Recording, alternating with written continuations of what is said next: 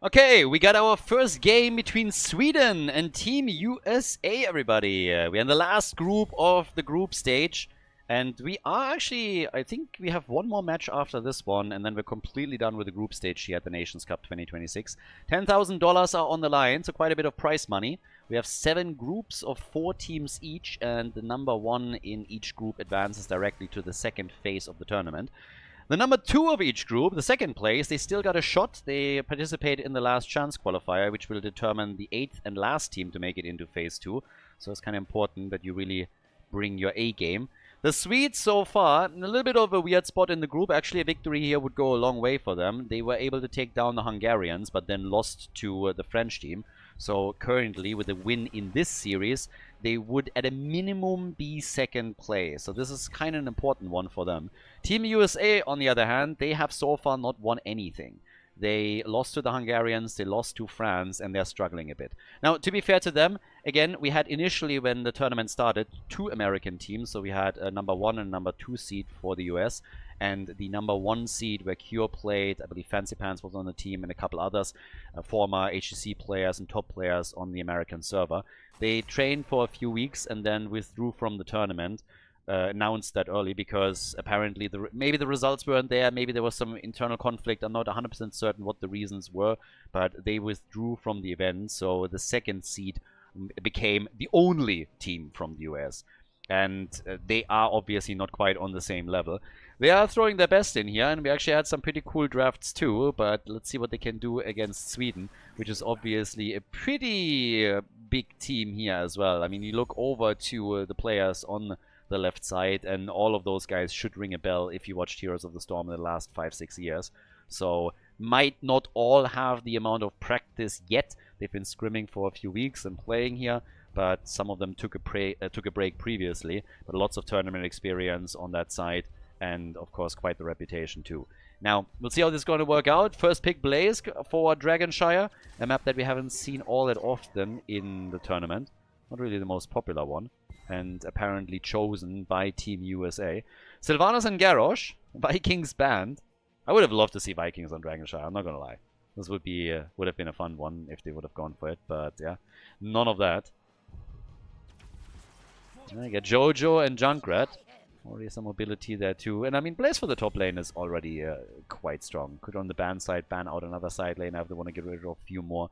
We have a draft rule for everybody that tuned in late to the event here, and it's simply that you can't draft the hero more than once within a series. Pick him. So every single hero that you see, he's not going to be played again. Makes it a bit more interesting for the audience, and as we're progressing through a match, it also forces the players to think a bit outside of the box.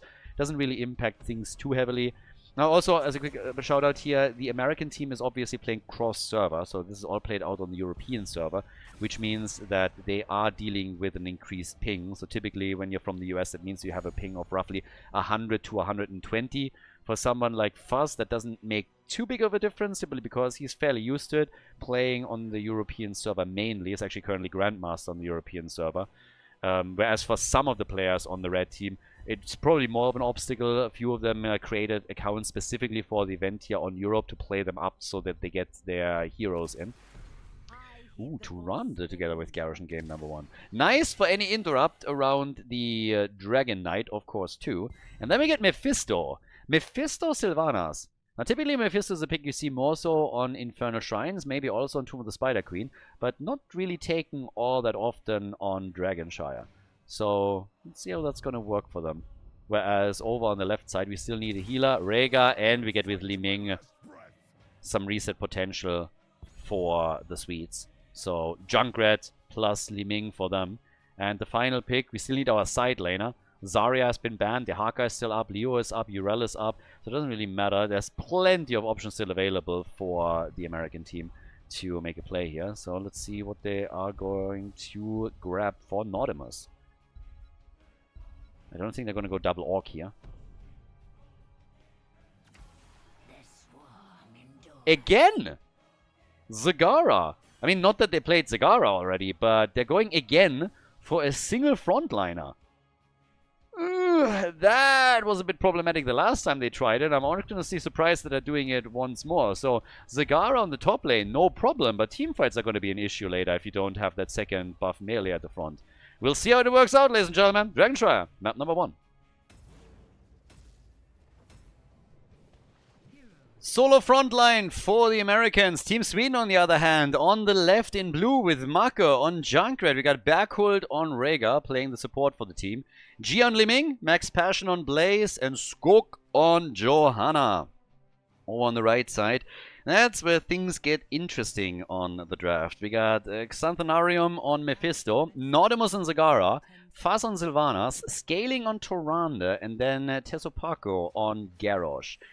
I give him one thing, they have an enormous amount of damage right now. I mean, this is basically old school days quick match drafting, what we're currently getting here. Triple damage backline. Now, they can push, if they win a team fight, let's say for example they're winning a team fight and they're taking a couple of kills. If you let them go on any lane with Sylvanas and also Zagara, who has in addition to that going for Infest, all of a sudden they will take your structures down within seconds. So if they at any moment get momentum in the game, they are just going to run down a lane and take everything in their path within moments. So they have the damage for sure. Do they have the sustain though? That's the question. And Tyrande as the ranged heal for her positioning is always, or can be, tricky too. Lots of damage against Zagara at the top already, but whew, let's see if that works out for the Americans. This is certainly them throwing a bit of a curveball. The question is just if it connects or not. So Sweden already working on their camp. Same is true for the red team. With Liming we get Ether Walk on level 1. Got Jojo with the Zealous Glare. They should have renamed this at some point into the Smexy Glare, honestly. Not a support, I get it, but still, if you already have a Glare talent, then hey, make it the Smexy Glare. Anyways, top side, pressure against Zagara, and a lot more than she likes. It was the Bruiser camp that was taken quickly by Team Sweden that they are now using to break through that wall. Faz has to help out, and Naudemus on Zagara is already dropping low here. That's not the only thing that drops low. I mean, with the 3-man push for the blue team, they are about to take the tower out, and they will most likely also drop, yep, that gate. So now they have vision here as well.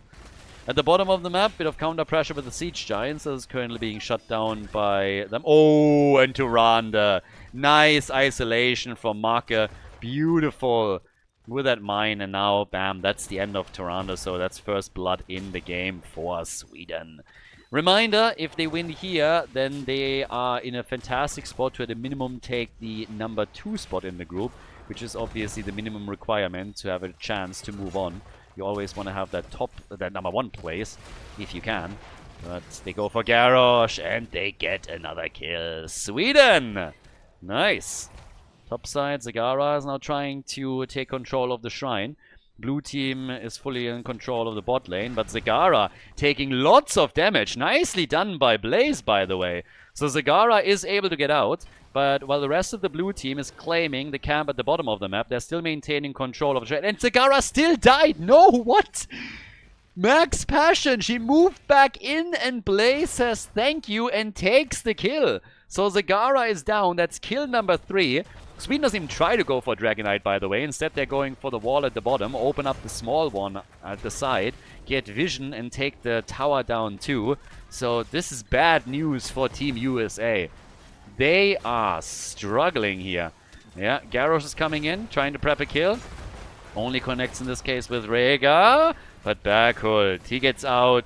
And Jojo grabs the Dragonite half a second before the wave connects. Kicks Sylvana's butt and is now ready to push for the middle. So they're essentially attacking on 3 lanes at the same time right now. And yeah, it's tricky. Team USA in a dire spot. And we're only 3.5 minutes into the game, but they're already losing ground here. Li Ming with level 7 talents has now access to Calamity. And for Rega it means more synergy with a grounded totem. So Blaze is still holding the lane against Zagara. And here in the middle, Sylvanas is doing what she can. But Faz needs to be very, very careful. Dragonite went in deep, but Tyrande with a heal. If not for that, it could have been the end of Sylvanas, for sure. So they're trying to go for Tyrande and Scratch the trying. Tyrande is out immediately as Li Ming connects another combo. Zagara with Vicious Acid now on level 7. The only thing that's really vicious here is the blue team. I mean, apparently the Americans made them angry a little bit. I mean, this isn't Denmark. They're not trying to take Greenland or anything, so I don't really understand. Sweden, on the other hand, what did the Donald do this time? I mean, I don't know. And we say bye-bye. All right. So, Siege Giants taken on the left. 4 kills to 0. Nearly a 2-level lead. 4.5 minutes in. A rough one. And Blaze just holding the top. They try to go for the Siege Giants. They take Garrosh first. And Sweden just with the big slaps over here. One after another. Siege Giant push at the bottom of the map. Gia taking the wave down. They got level 10 now too. And so with a 2-level gap, this is going to be brutal. There's a double Siege Giant camp at the bottom of the map. So they're going for the fort. And they should be able to take this. The middle has been pressured by Junkrat, who escorted another minion wave in. So it takes damage too. Sylvanas is helping out at the top. But they're just waiting for an aggression down here at the bottom of the map. This is brutal. Absolutely brutal. They need to soak 1.5 levels just to get to level 10. Already lost a fort. Will likely lose one in the middle. And another Dragonite should for sure go the way of Team Sweden, considering that there is absolutely no way in hell that the USA is grabbing heroic abilities by that time. So they can't engage into the fight. They can't move out on the map. Blaze is taking another camp over here. So they can push Zagara even further back. Now the defense attempt, but the wall of the keep has already taken some damage, and now the shrines are active, so they could try and make a move here. Mephisto in particular is trying to do whatever he can to just push them back and keep those Siege Giants at bay. So they take some damage, not a ton, and are fine now. But Max Passion is just eliminating the vision for Zagara at the top as he takes down one creep after another. And with the blue team now being done with the bot lane, they're moving into the middle, and they take Sylvanas down. A quick smooch from the Owl, and then Maka is ready to grab Dragonite number 2, and this is going to seal the fate of the mid lane fort for sure.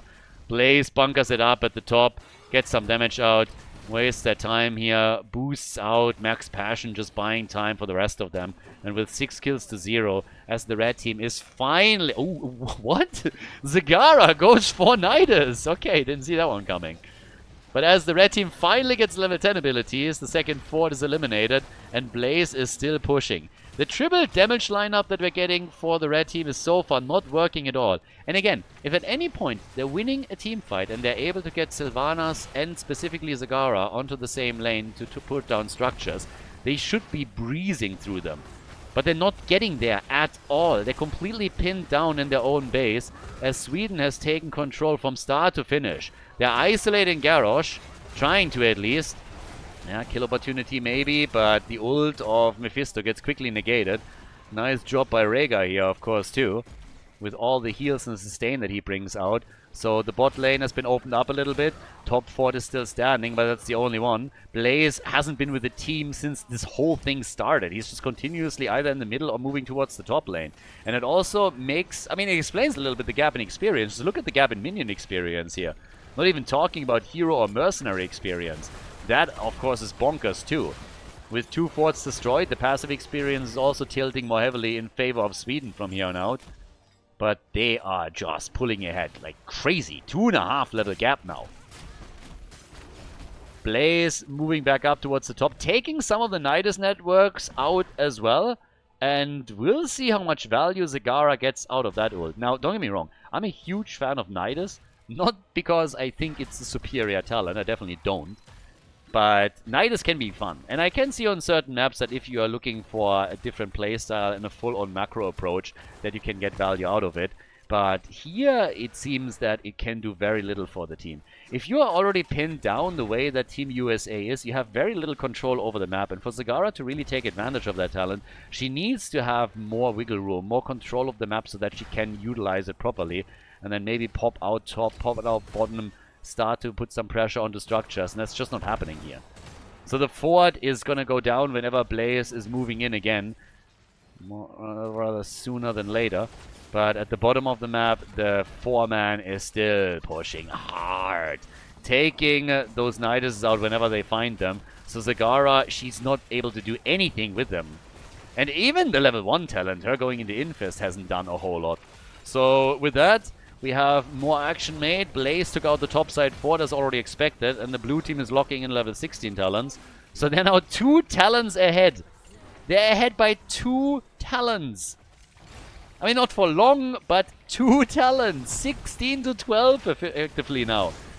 Toranda gets blown out of the waters. And Team Sweden, guys, like hot butter through cheese, they're taking the Americans out. 1 hit after another. 8 kills to 0. Another Dragonite to grab. And they are just absolutely crushing it here. DK number 3 is now taken. Mephisto tried to get away. Gets interrupted and then killed a moment later. They keep gone at the bottom of the map, and with Mephisto now gone, with them maybe even getting a kill against Fuzz, they can go straight up for the core once the Dragonite has actually arrived. So, here we go. 10 kills to 0. Perfect game, essentially, from Team Sweden right now. The Dragonite, pathing through the middle straight into the keep. Not quite sure if that was the best choice here, but boy, they are murdering it. 4-level gap between the teams. They're currently making this look like a quick match. It's nasty. It's crazy. I mean, to be fair, so did the draft of the American team, but hey. Mad plays, and yeah, the core is going down. They're clearly struggling here. It's a tricky one. Sweden, very powerful team, and they are obviously trying to win this one quickly. They want to take at a minimum 2nd spot in the group, have still a shot of getting 1st, depending on the performance of the Hungarians, I guess. But Sweden with some massive, massive plays. And it's now 13 kills to 0. A perfect game by the blue team as they take the 1-0. GG.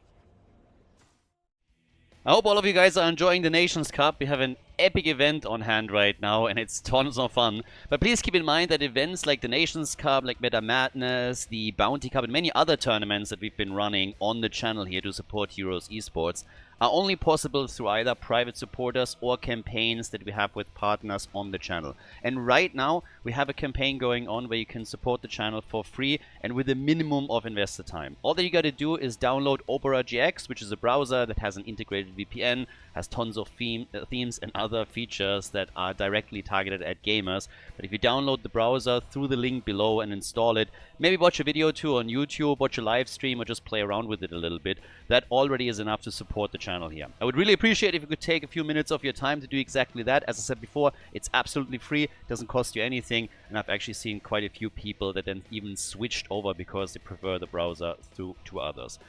Be it as it may, if you want to support the channel, there's an easy way to do it. So thank you very much in advance and enjoy the rest of the show today. Alright, so Towers of Doom, a little bit of a deja vu, everybody. So we have our draft pool going through pretty quickly right now, because guess what? We had to redo this one because actually, I think one of the observers dropped out and it kind of crashed the lobby, so now we're going back in. So it's going to be one of the faster drafts. But I just said, this is more for the YouTube audience here, that I feel a bit sad or bad for the Americans, because initially we had 2 American teams, one top team and one team, you know, that came in and was playing a bit more for fun and glory and trying to experience all of this. And now they're the only team, and that makes this a little bit awkward very quickly, because there's a lot more pressure and I would say, and expectations from the viewer side from them. With Fuzz, they have a Grandmaster player on their side, but they're just not quite on the same level as a team where you have just former HGC players, for example. So that makes things maybe a little bit tricky for them. I'm very happy that they signed up here, as I already said before. It's always cool when we have more and more teams sign up for these events, and especially when it's an open tournament, to also have some, you know, that are fully like in, know that they are not going to necessarily make it into the final rounds here. But they are up against some tough opponents. France, first of all, was super difficult to beat and are currently looking to take the first spot in the group. And then we have the Swedes here, who also want to try and take this one down. Get Whitemane as the healer. I think they actually made a mispick earlier and took a hero that they weren't allowed to take, so that's why we have a lobby drop from the looks of it. Ooh, and Samuro. Okay, so I like that. Samuro as a choice. I would have loved to see that with Abatha, who they already chose on the previous map, so they can't take him here. But is Sweden, for example, locking in a Tassadar to create some synergy with Diablo and Tassadar for even more stuns? They have tons of CC with Dehaka, Brightwing, and Diablo already, but he could add more, and would, of course, give some bursty damage as well. Dehaka now knows how he has to deal with at the top. Vikings banned again, which is, by the way, not cool.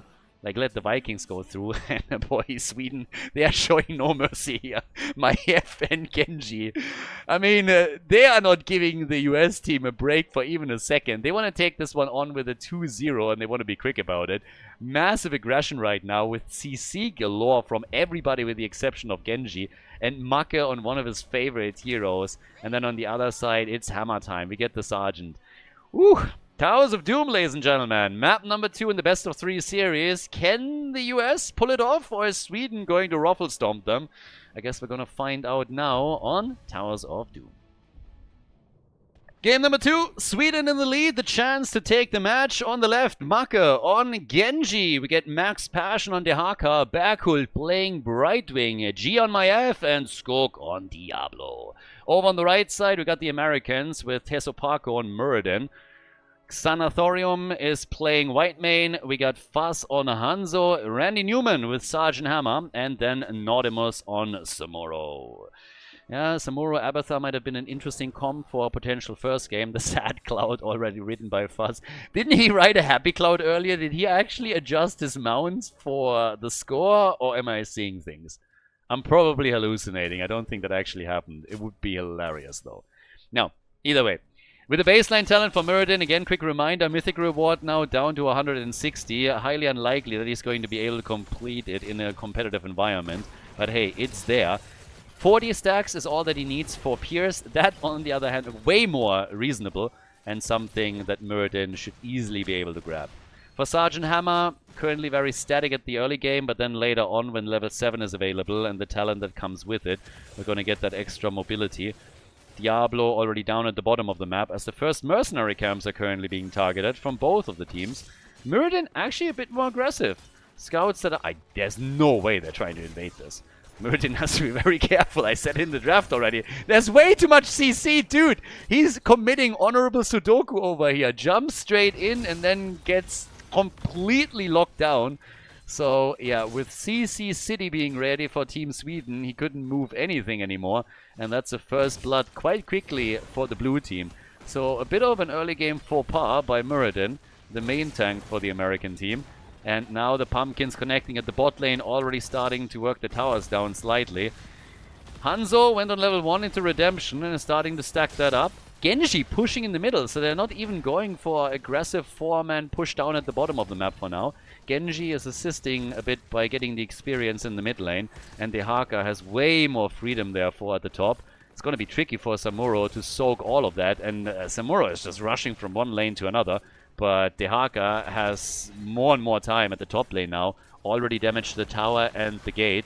Whereas down at the bottom of the map, the red team is still trying to force them back a bit, but they needed to move some of the heroes towards the top now too. So we have a bit of a brother duel in the middle of the map as Hanzo goes up against Genji. Dehaka still totally happy about this. Max Passion can always global back down if they want to have a numbers advantage in one of these fights. And what Sweden is essentially now doing is they are to a large part exploiting the fact that Sergeant Hammer can't really move yet once sieged up. So level 7 is going to make things easier for Team USA, but the leading experience is already there. This is very early in the game, 2.5 minutes in, and Sweden is a level ahead, level 5 versus level 4. So they've taken already a pretty solid advantage over the opponent's team. And it's starting to get a bit dicey. I mean, that wall is opening up. First objective is now spawning, just been announced. The altars are going to be active in 15 seconds. And then the question is, of course, who's going to take 2 out of the 3? Or is Sweden even getting greedy and trying to go for the triple? I mean, it's been a long time since we've seen a 40-0, but this would be the moment to maybe try that. They pulled off a perfect game on map 1. If they can do it here too, this would be quite a shocker, but they might try. They have now, yeah, they got 2 at the top.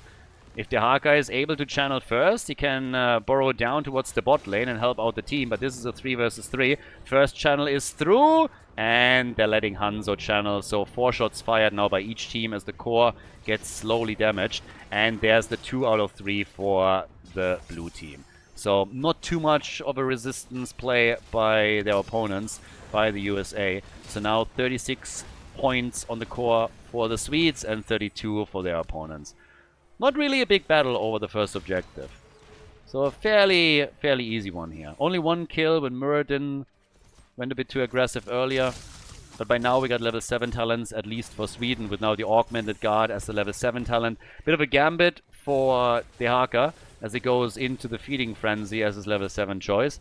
And down at the bottom of the map, they invade on the pumpkin camp. Sweden is getting aggressive. They're looking for the kill. They're going for Sergeant Hammer immediately in the back. DeHaka helping out, tunneling down to the bot lane and trying to go for that lick. Diablo taking tons of damage, but looking fine and getting the stun against Muradin. The heal not enough, and the main tank gone with the camp now taken. 4 versus 5 situation created by DeHaka, moving down to the bottom of the map with his global ability, leaving Samuro at the top. They get the kill, they get the camp, and have now more control over the bot lane. 2 kills to 0, and the 1 level advantage still to their name, as we have the US finally picking up the level 7 talents and getting Hover Siege mode. So Sergeant Hammer now with a much better position, but damage on the bell tower at the bottom right has now already happened. So they're getting the damage in as we speak. Top side, DeHaka still more or less alone. Diablo, another wall stun. Muradin again in trouble. And we talked about this previously. He has a tough time here. Samuro is going to help him out later, but Samuro is not really your typical melee on the side. He can't really take the hits. He's very annoying going up against an opponent and pushing for structures consistently. Especially, of course, with his ultimate, his heroic choice on level 10. But it's going to be interesting to see how the US plans to play this in the late game. They get one of the altars, so shots fired, and the core now down to 32. But obviously at the top left, Genji was able to do the same thing. So second objective done with. And kind of important also for Team USA to get this quickly, because heroic abilities are ready any moment. Top side, Samuro gets killed, and DeHaka with even more. Tunnels down to the bottom of the map. Tries to get the next connect. Disc is already out. They're forcing the fight around heroic abilities. Apoc perfectly timed with the disc from Maiev, and Sergeant Hammer is about to go down, but they want more than that. They go also for the kill on Whitemane. It's a triple, baby, and they go for fast. They want him to. No counter kill, and that's 6 kills to 0 for Sweden. Sweden with a big plays here. They get level 10, and the second they get the experience for their heroic abilities, for their ultimate, they force the fight at the bottom of the map with a disc on Maiev. DeHaka tunnels down. They force the number advantage. No ults for Team USA, and they lose way too many heroes, and now they lose the bell tower. 5 versus 3 bell towers on the map now. The next altar phase is definitely going to be tricky for the US, and this is going to be tough. The only good news is that we're going to get level 10 now. So heroic abilities are finally available for the team as well. And we get Dragon's Arrow. So they got some CC tools. Muradin with the extra survivability through his avatar. On top of that... Ooh, Diablo. Skog is moving back and waits for the team to rotate in. Oh, that could have been problematic. They got the bell tower down to 50% as Team USA is trying to retake. The disc of Maiev out, arrow in, double stun. Mark and Berkult both affected. Diablo pushing out, and the team is willing to fight. It's even talents right now. The US is going in. They have Sergeant Hammer, and they get the damage with one auto attack after another. Hanzo still reigning supreme here on the red team side, and just as I say it, Sergeant Hammer takes over on the damage department. 27,000 top damage in the game currently. But Sweden gets the channel on the bottom altar, and this time 5 shots fired with the extra bell tower that they're now controlling. We're still waiting for kill number 1 for Team USA. Hanzo's arrow earlier was strong, but they couldn't follow up on the double stun, and now they're still slowly trying to poke down the damage. Apoc and the engage from Diablo. Skog is going a bit too deep, and he gets murdered by Hanzo. Diablo down, but he was fully stacked, so Death Timer, he's back to business. Has to make his way down to the bottom right, though. And the pumpkins are already getting destroyed before they can connect with the core. Still, thanks to all of the altars that were channeled by Sweden on the objective, it's now 23 hit points left on the red team's core. That's all that's there. They're finally pushing back against the bottom bell tower and are retaking it, creating another 4 versus 4 situation on the map. So for the next altar phase, this is going to be much better for them. And we're still waiting for the next triple altar phase here, so they have a chance to bring it back, but not if they're losing their side laner. Samuro is getting killed, gets murdered at the top, and this makes it just tricky. We got 29 stacks now for Muradin, so he's, well, actually a little bit more, but he's still short 9 additional stacks before he gets Pierce on his Stormbolt for that extra stun option. At least they got a kill now. Bell tower at the top eliminated. And now we have a single altar spawning in just a bit. 5 versus 3 bell towers controlled now on the map once more. And yeah, Muradin gets again tethered by Maiev, controlling it with a disc. The rotation comes from the top. The Haka says hello. They want him. They want to go for Muradin. He dodges the Tong though. No CC. And Diablo moves in. Does he get? He drops Avatar. He needs a heal. And he doesn't get it. He needed healing and everybody just ignored him. Whitemane tried. Whitemane tried to get close. She couldn't do anything. Now we have level 13 talents for Team USA. But the gap in experience is still sitting at 2 levels. And the channel of Skork, Sweden, with another 5 shots fired. Yeah, nobody can interrupt. Nobody can get close. Oh, actually, I'm lying. Samuro was able to move in. Trying to buy them a little bit more time. Good for them. Yeah, Maiev nearly dying at the bot lane. They need to get those kills. If they are able to work those kills in, they can start that comeback. But the shots get fired and the core is dropped by another 5 points. Down to 18. Now this is the comeback map in the game. Even when you're down in the single digits, you can still bring it back if you control the late game. But they are not controlling enough now. Samuro is attempting to use his wave clear at the top and go for the structures. Hanzo still on 38,000. I mean, the damage output of the red team is strong, but they just can't get those kills. Sweden is coordinating really well, and there's a reason why Sweden is always called the the arrow fully missing. Why Sweden is called the Korea of Europe, but right now Whitemane gets dropped, and with a double camp going through the bot lane as the mercenaries have been taken, that means that they have a really good shot at retaking that bell tower. The connects are already happening. The pumpkins are rushing in, but Diablo dies again. Second time that Skork gets eliminated. The main tank gone, but they're trying for a counter kill. Muradin gets CC'd, but is able to get his avatar through. It pops his ult and is still alive. They are in control of that bell tower. The question is just for how long, and the answer is not very much. We have Samuro still trying to retake the top lane. He is all alone there. But it's now 6 bell towers to 2. Full on control for the Swedish team.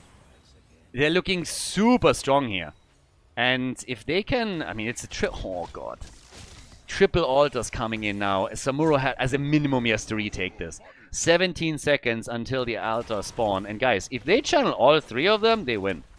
They got 6 bell towers, 3 altars, it's exactly 18 points. If they channel all 3 of them, it is over. That's the reason why the Haka now move towards the top to try and protect their bell tower at the top lane. Because if Samuro retakes it, then that's not happening anymore. Down here, Muradin, the arrow, beautiful connect from Hanzo. But Muradin is low, he's way too low. And with Genji using his ult, that's the end of Muradin. The main tank gone, counter kill attempt, and Gia dies. Finally, they drop Maiev.